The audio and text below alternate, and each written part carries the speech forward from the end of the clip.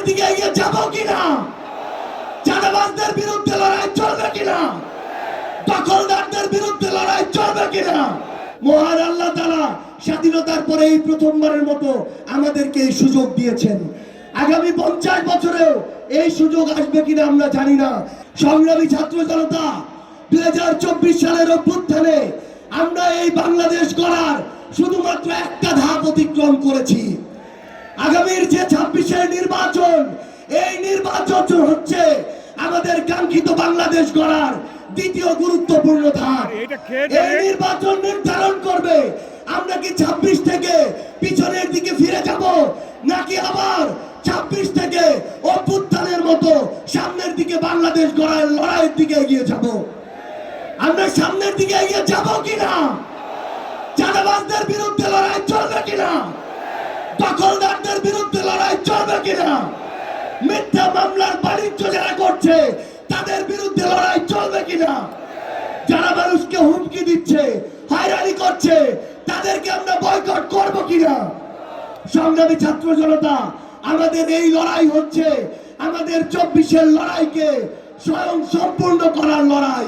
সংগ্রামী ছাত্র জনতা, প্রত্যেকের কাছে একটা বার্তা পৌঁছে দিতে হবে। আমাদেরকে ওই মানুষদেরকে বয়কট করতে হবে যারা দিনের বেলা মাদকের বিরুদ্ধে কথা বলে আর রাতের বেলা মাদক ব্যবসার লাভের টাকার ভাগ নেয়।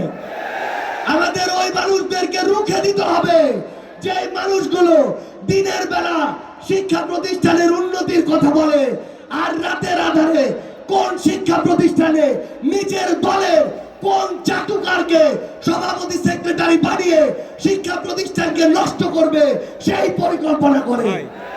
আমাদেরকে ওই মানুষদেরকে বয়কট করতে হবে যারা দিনের বেলা নির্বাচনের আগের 2 মাস জনদরদি হয়ে উঠে নির্বাচনের পরে 4 বছর 10 মাস হারিকেন ধরাও খুঁজে পাওয়া যায় না।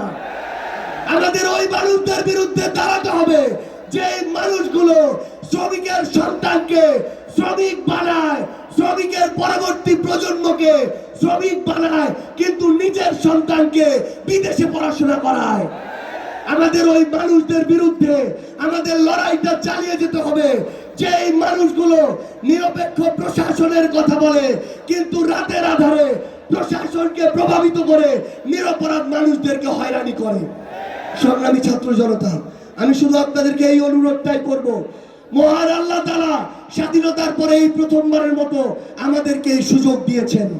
আগামী 50 বছরেও এই সুযোগ আসবে কিনা আমরা জানি না।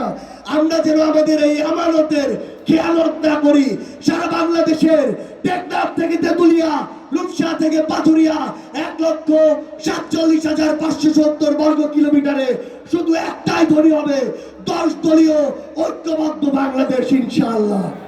সবার সাথে আবারও দেখা হবে রাজপথের লড়াইয়ে অথবা বিজয় ইনশাআল্লাহ। আসসালামু আলাইকুম ওয়া রাহমাতুল্লাহ।